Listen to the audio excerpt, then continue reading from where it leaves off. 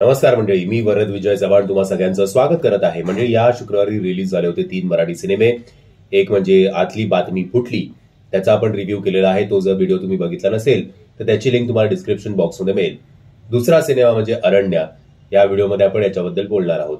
या सिनेमाची सगळ्यात जास्त जमेची बाजू काय असेल तर हा सिनेमा फार मोठा नाहीये. फक्त आणि फक्त 1.5 तास किंवा 1 तास 50-55 मिनिटाचा हा सिनेमा असेल.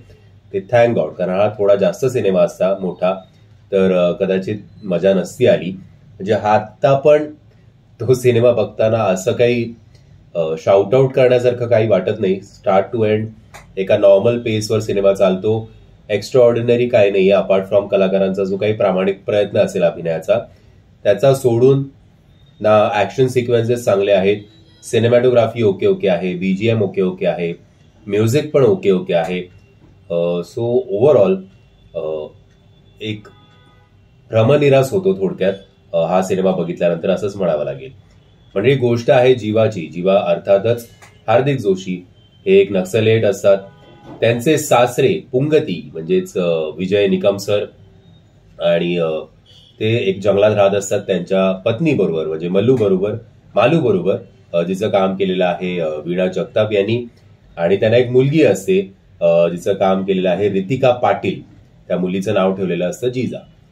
आता हे सगळं नक्सलिएट आणि मग पोलीस एन्काउंटर्स या सगळ्या गोष्टी किंवा त्या आयुष्याला एकंदरीत कंटाळून जीवा ठरवतो की बाबा आता मी पोलिसांना सरेंडर होणार आहे.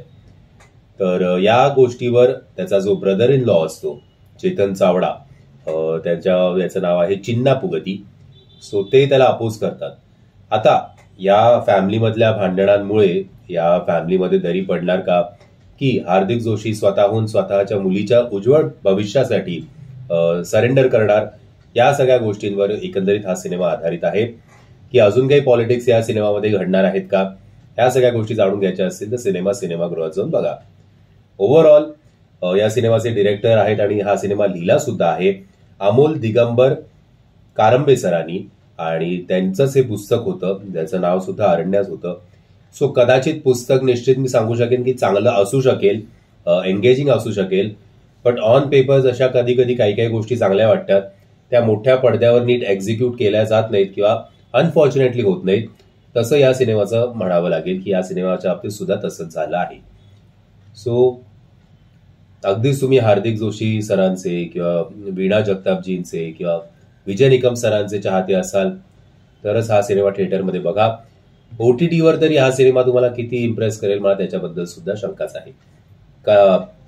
कामाच्या बाबतीत या सिनेमामध्ये स्टँड आउट कोण करतात तर विजय निकम सर. बाकी सपोर्टिंग स्टारकास्ट खूप आहे. सुरेश विश्वकर्मा सरांचा पण चांगला अभिनय होता. शिवाजी वाल्वेकर यांना फार स्कोप मिळाला नाही, त्यामुळे ते फार काही कॅरेक्टरवर त्यांच्या कॅरेक्टरवर ते वर्क करू शकले नाही. सो ओव्हरऑल मी म्हणेन की पास बाय करा हा सिनेमा. जर अगदीच तुम्ही या सगळ्या अभिनेत्यांचे चाहते असाल तर गिव्ह इट अ ट्राय, किंवा ओटीटीवर जेव्हा केव्हा येईल तेव्हा नक्कीच बघा. तुम्ही हा सिनेमा बघितला आहेत का? जर बघितला असेल तर माझ्या मताशी तुम्ही सहमत आहात की असहमत आहात हे कमेंटच्या माध्यमातून कळवा. व्हिडिओ आवडला असेल तर लाईक, शेअर आणि चॅनलला सबस्क्राईब करायला विसरू नका. जय हिंद, जय महाराष्ट्र.